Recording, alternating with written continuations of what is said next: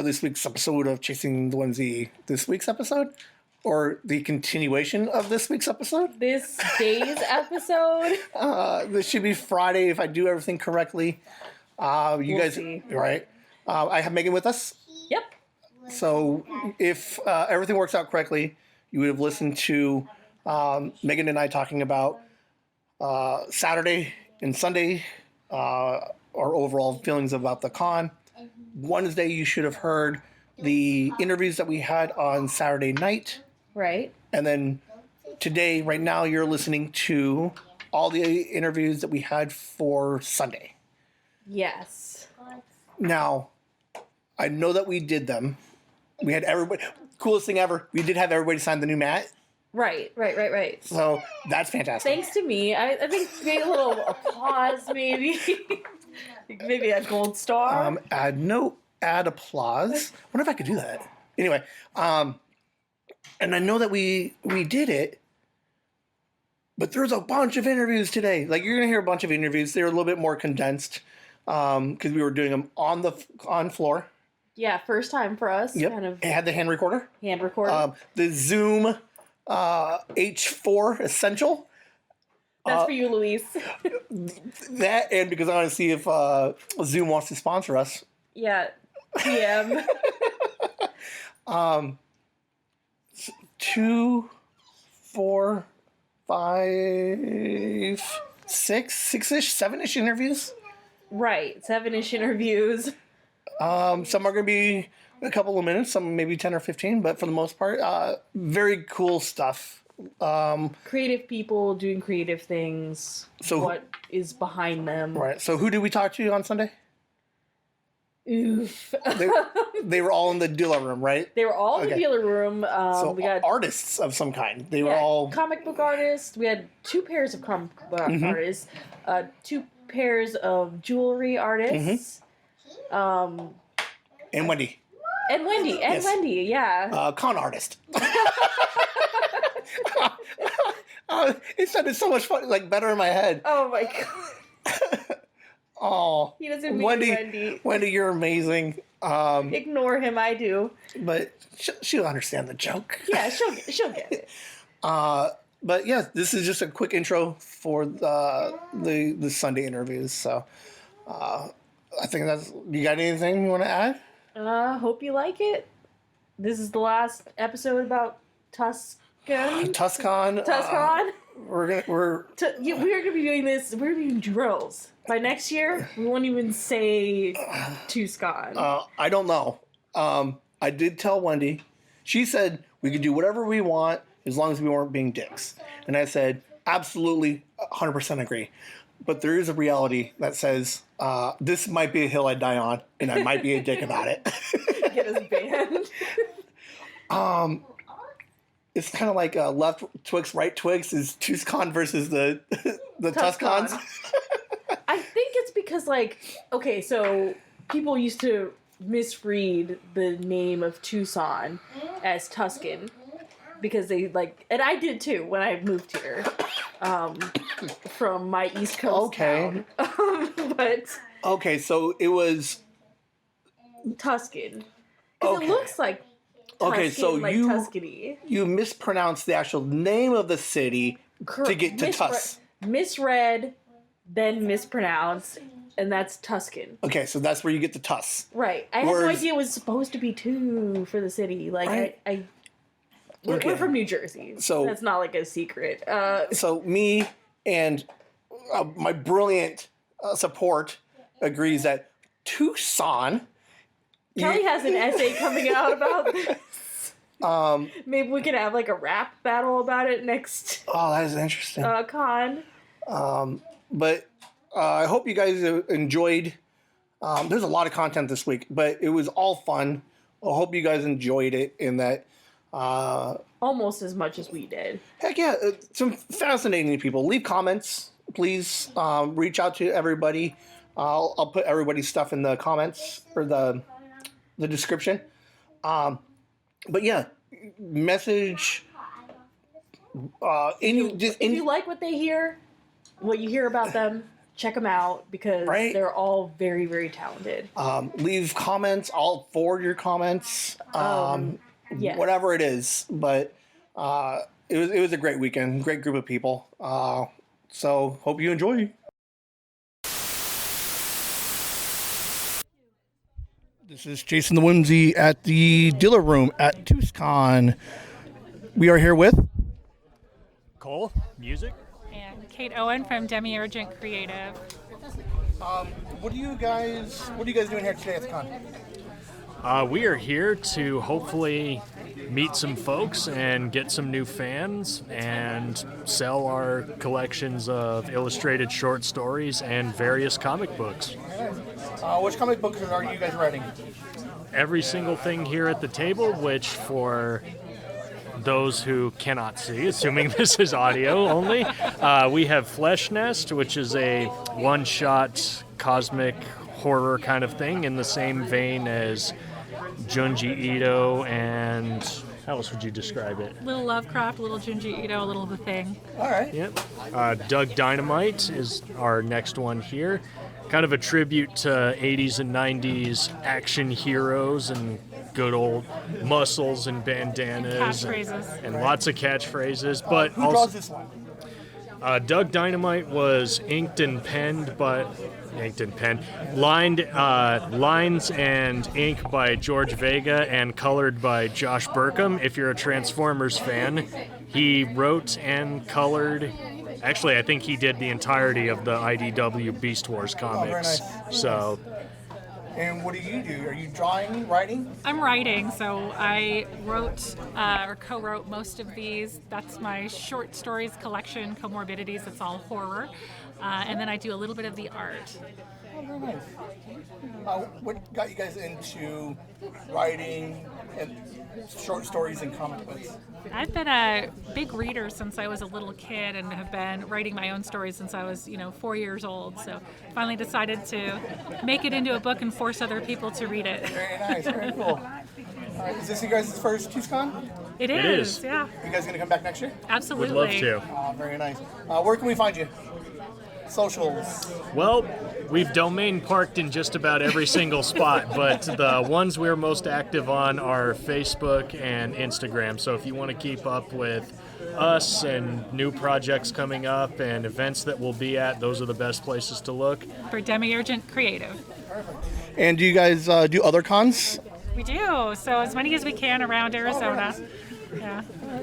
Well, I thank you guys for talking to us today, and I will make sure we get your card. I'll put all you guys' stuff in the comments and stuff, and I'll shoot you guys an email when this comes out. Thank you.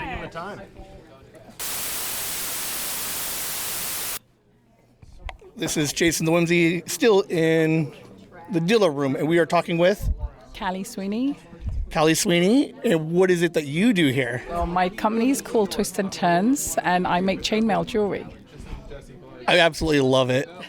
You and I talked for like an hour yesterday. I absolutely love what you do here. What got you into chainmail? I've always wanted to make jewelry, and I was at the gem show in 2010, 2011, and I found a piece of chainmail, fell in love with it, and then had to research it, find supplies, and started making it, and I've never stopped. Very cool. I absolutely love most of the work that you do. What are some of the... So what is chainmail type of jewelry? What are you doing? It's basically a technique of using jump rings and putting them together in different combinations, and you can create all kinds of patterns and designs. I can use different gauges. I go from anything from 20 gauge wire up to about 16 to like 18 gauge wire. Gives me different diameters. This again changes the patterns and the look and the feel of the jewelry. I also use stainless steel. I use anodized aluminum, enameled copper. All these things change the way it looks, the weight of the jewelry, and I have a lot of fun with that. Very cool. Do you have a particular pattern that you like to do the most, or are you always experimenting? I'm probably always experimenting. I go through phases. I'll do a lot of stainless. My favorite is working with stainless steel. It is much harder to work with. It's a little bit more expensive than my aluminum, but the look and the feel to me is true chainmail. But yeah, I go through phases. Sometimes I like using different components. I'm very fussy about the stuff that I use for my jewelry. So once I find something really good, I can kind of play around with it until I create something that I really like. So with the stainless steel and the aluminum, because they're jewelry, do they not fade or? Because when I was doing it back in the day, I used some of the cheaper rings. So after a while, my neck is green or my wrist is green. Do you find aluminum and the stainless steel weather pretty well? Yes and no. Depending on how you wear your jewelry, some people are a lot harder on their jewelry. The anodized aluminum will eventually start to fade only because it's just a layer of coloring on the aluminum rings. So because you've got the metal rubbing on metal, you'll eventually get some fade, but it'll take quite a while to get there. Steel, obviously, because it's just the base metal, nothing's going to happen to it. You can swim with it, you can shower in it, it keeps it nice and clean. I actually put my pieces, because I wear a lot of sun cream and moisturizers, I put my steel pieces in the dishwasher. Okay. So I put them on the top rack, make sure they don't fall down, put them through a cycle, let them air dry, and then they're shiny and new to wear again. Very cool. Megan, you bought something from this young lady. What did you get? I got some gold earrings. I spotted them on day one, but I came back from now. If you guys have listened to the podcast, she has a system. Look at everything day one, think all day two, and then day three you make a decision. Yeah, if you remember something that you saw, that's what you want. Like, you wouldn't forget what you wanted, right? Where can we find you on the socials? Okay, so right now, because it's just me doing my stuff, I have a Facebook. So if you look up Callie Sweeney, Twists and Turns, and it'll come up with chainmail jewelry. You'll find me on there. You can contact me through there. I've had people buy through Facebook. They can contact me. I have pictures. I'm very bad at posting, so don't have a go at me. I'm not a computer person. I like to make jewelry. I don't want to sit on my computer. But I do have, I'm going to try and be better at posting where I'm going to be around town. I do some local craft fairs, and then I do the odd Comic-Con thing. And I'm at Tucson this weekend. I'm at RingCon, the gaming convention, next weekend. And then Reed Park has got their fair the weekend after Thanksgiving. I'll be there. And then I'll try and be good, I promise, to post where I'm going to be so you can come find me. All right. Well, I appreciate you taking the time to chat with us. Absolutely love everything that you're doing. So I do hope that you post a little bit more. I'll make Megan take some pictures so I can post them of her wearing her earrings. Okay. But I thank you very much. Thanks so much. Thank you. All right, we're back in the dealer room. We just had lunch, and we're going to be here talking with Luis Castillo Silva. And Joelle. Is this your guys' first Tucson? We've done one before. Yeah, we did it like a few years ago, several years ago. First time in a while. Yeah. But yeah, we've been here before. It is one of my favorites, though. It's so cozy. Oh, it's very cozy. This is our second year in a row. Awesome. We podcasted a little bit after the fact. This year we're doing some last night, now, and just putting it all together. So what is it that you guys are doing? What are you selling? What kind of art are you guys making? Well, I focus mostly on making graphic novels and comic books. As you can see, I have one called Contra Against Evil, which is very much based off the Junji Ito style horror, but with a Filipino-like focus. I am the editor for this one, not the author. That's my friend NP Alfaro, but Joelle and I made sure that this book came to life. I connected the art team. I made sure it got printed with Joelle's help in formatting, and I did the Kickstarter with them. And then this one's called Allison Strange. Again, editorial. All my books, by the way, are sold out here. Okay. But there will be more later. Allison Strange is about a sarcastic, deadpan, depressed young woman who gets 9 to 5 at a gas station. Very relatable. But she takes it in the middle of Alaska And it is actually a gas station built upon a portal to a warehouse filled with cursed artifacts. Since she is so bored, she decides to start fucking with them and seeing what happens. And then the last one is Cuentos, which is basically art anthology with different artists from across Latin America. Art and story. Art and story, that's right. Reinterpreting their favorite folklore from their childhood in their art. And then, of course, I got stickers that I do with friends across the community that we split the price, or the profits. And, and then I also do one-page horror comic prints, which are very fun. That one's a Glass Darkly, based off of me as a kid staring at a mirror in the middle of the night, hoping that a demon would come out, because that would really reassure me that there was an afterlife, because I was scared of it, the void. But if a demon came out, I'd be like, oh, I'm set, Yeah, that's reassuring. Yeah, that's very reassuring to me. It's a reassuring name. Yeah.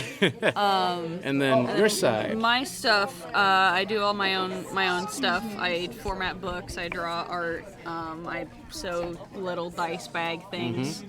I do digital painting mostly, but I can do traditional work with primarily colored pencils, some other mixed media.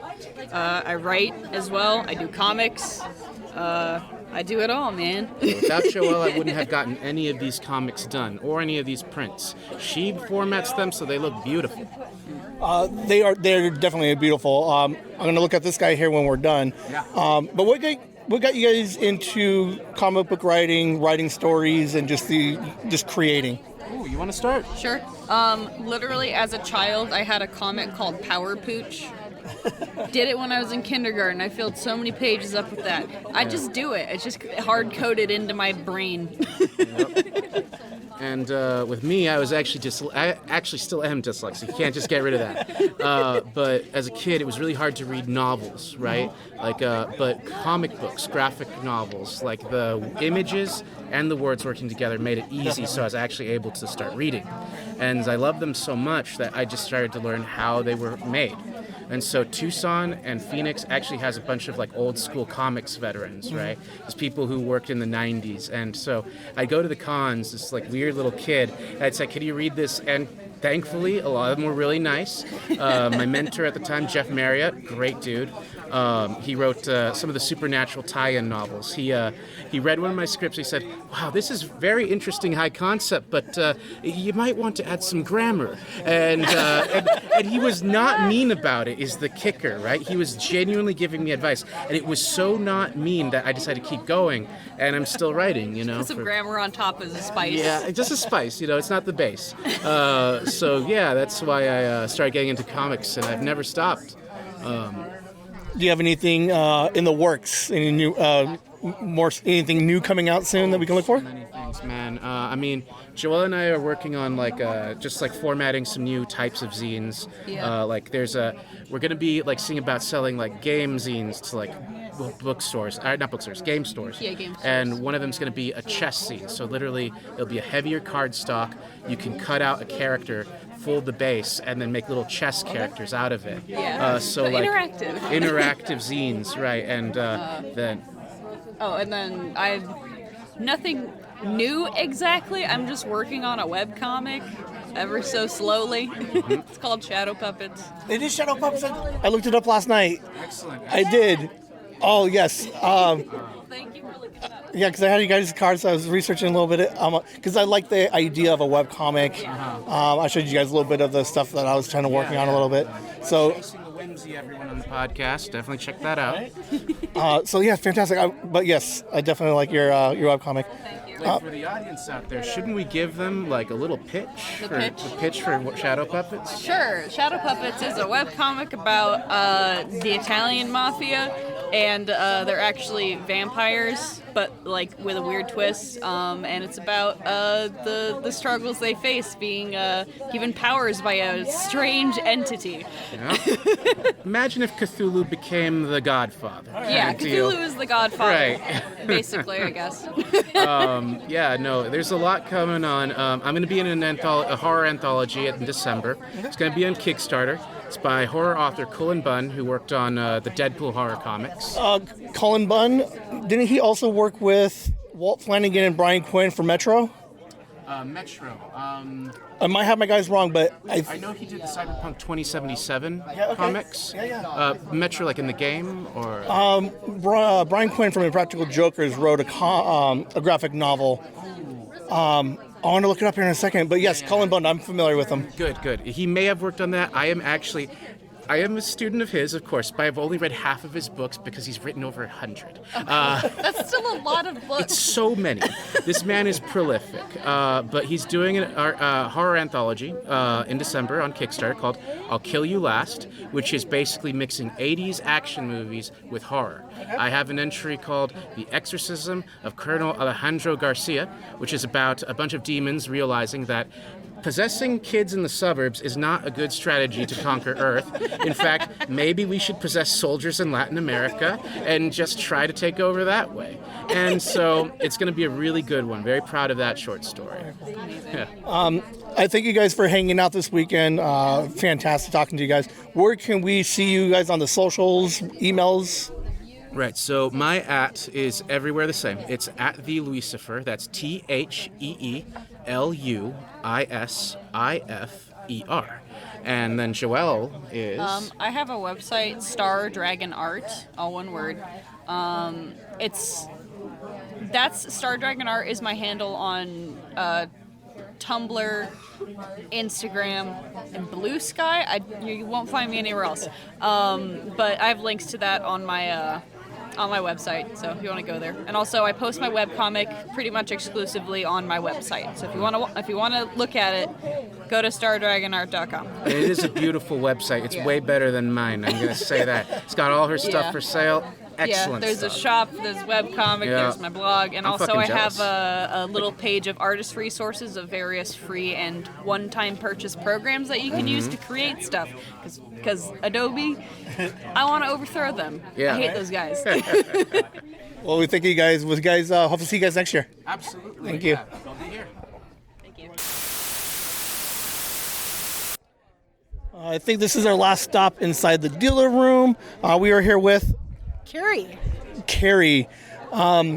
Megan is not here, but Megan is like your biggest fan.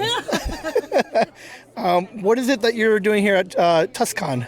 Well, I'm selling my handmade art that I've been doing since I was, more years than I care to think about. Yeah. So what kind of art do we have? I've seen, what are these, bookmarks? My basic is decoupage, and then I make that into different things. Everything I make has to have a purpose. Okay. So I do boxes and storage mediums and bookmarks and that kind of stuff. And I also do jewelry, but that's mostly so I can have jewelry too. Right? You're like, one for you, one for them. Yep, exactly. What got you into creating? Are these all hand painted? Yes, all of it. Oh, shit. By hand. I'm gonna take a picture of that in a minute. But this, Really? oh, very cool. What got you into this? Well, my mom taught me how to decoupage when I was a little kid because I was a little bit of a hellion, and she needed something that would hold my attention long enough so she could go do stuff without me setting things on fire or taking a walk without her or whatever. So yeah, and I started doing this professionally while I was a caregiver for my mother-in-law because I needed something to keep me sane. So Not burning anything down, yeah, right? Absolutely. You have some fantastic stuff. It is great to see you back. We're back again. We hope to be back again next year for sure. We talked to Wendy. We're going to try and be a little bit more active next year. Absolutely. So do you sell online? I do. I have an Etsy shop, Wegonza Bazaar, and wegonza.com. All right, well, perfect, fantastic. I thank you very much. Do you want to say something nice to Megan? I love her so much.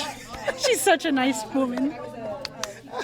Oh, she's gonna love that. You guys are amazing. I don't want to cry. But thank you very much, and we look forward to seeing you next year. Absolutely. All right, we are outside of the dealer room, and I finally tracked her down. We found Wendy. How are you doing, Wendy? Hi, I'm doing well. How are you doing? I'm doing fantastic. What is your role here at Tucson? Tucson. I have a friend that even when I correct her, it will always be Tucson. But I am the chairperson. This is actually my very first year as chairperson. Tucson is 51 years old this year, and it's a lot big shoes to fill. So it's been an interesting but a lot of fun this year. We've had a blast. We like the change of venue versus last year. This is a great property. Yeah. Rumor has it we're coming back here next year. We are.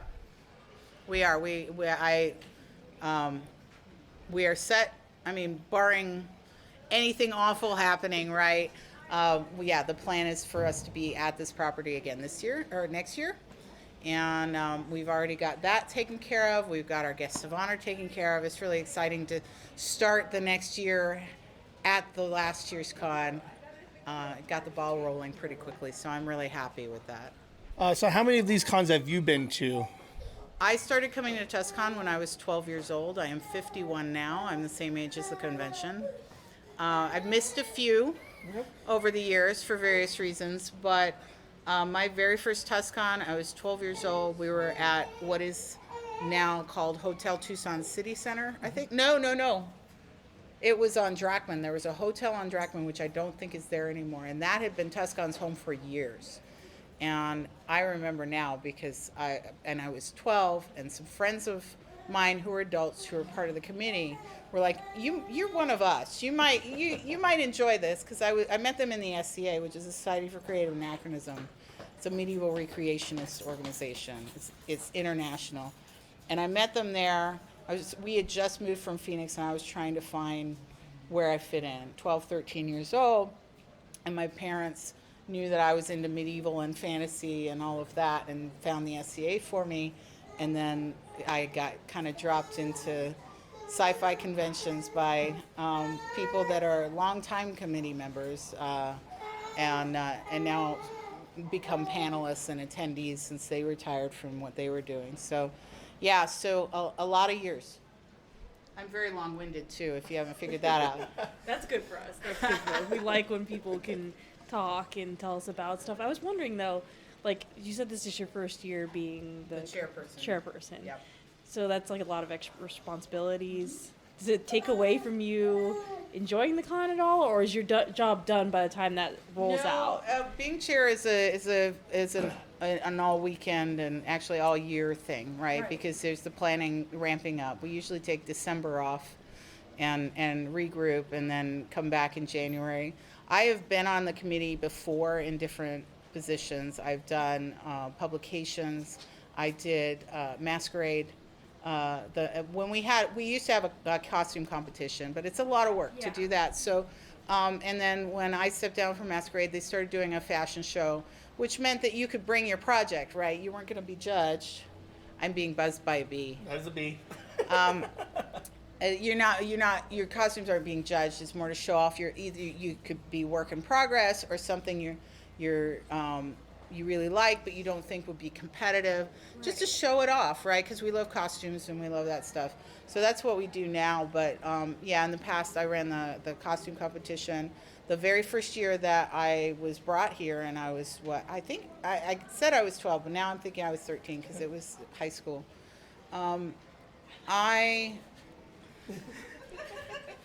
We had a run by artists say "I love you, Wendy." So, I helped with security on my very first year, and that gave me something to do and a safe place to be as I was learning and exploring. So for Tucson, I've worn several hats, and then that experience led me when I moved to Phoenix, because I no longer live in Tucson. Oh, really? But when I moved to Phoenix 18 years ago, I started running other things like Hospitality Suite. If you've been up to Con Suite, that's something that Tucson has. The other very small, especially literary conventions, usually have a Con Suite. The big pop culture ones are not going to have anything like that. So it's a very different, unique kind of space, and it's really fun to run because people love food and coffee. And so to answer the question about how being chairperson affects my enjoyment of the con, it's a different enjoyment of the con, right? When I was running con suites for conventions, I was in the suite all day. Mm-hmm. I didn't go to panels or anything, but my background is in anthropology and history. I like stories. It's one of the reasons why I love literature, and I'm working in a literary convention. But if you're working in Con-Suite, you're hearing people telling stories, talking about stuff. Something memorable was, I believe it was WesterCon 70, which is a regional convention. We actually had it up at Tempe Mission Palms Hotel in Tempe, and there were a bunch of guys sitting in the Con-Suite just talking, and we're talking about Catholic law. And I can't remember the actual terminology for it, but it was fascinating because it was something I had and it's not something you would think about as a discussion at a science fiction convention, but they were incorporating it into how they were gonna, and this wasn't a panel, it was all spontaneous. They were just telling story, pulling it into how would we use this in storytelling, and if we had like a very deep Catholic storyline, how would we pull that in, and how would we, because I think one guy was actually writing something, and then another guy actually worked in law, and canonic law, I can't remember. Somebody will probably write in and tell me. But it was fascinating, right? So you're getting these kind of tidbits, even if you're not moving from the space where you're working.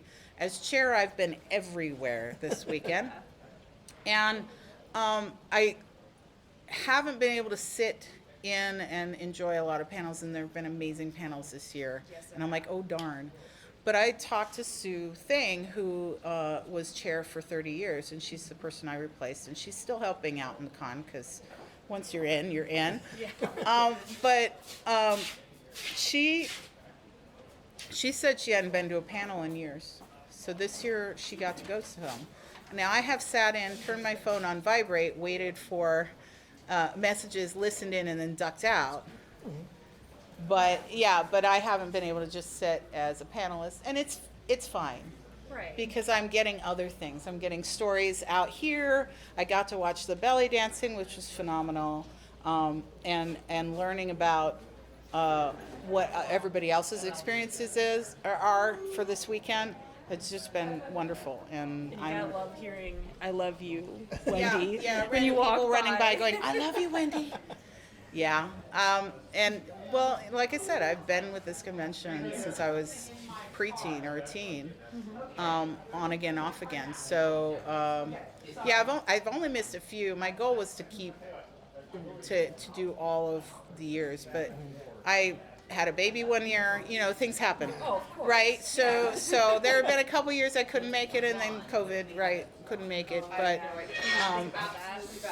so 2020, we'll wait until they pass.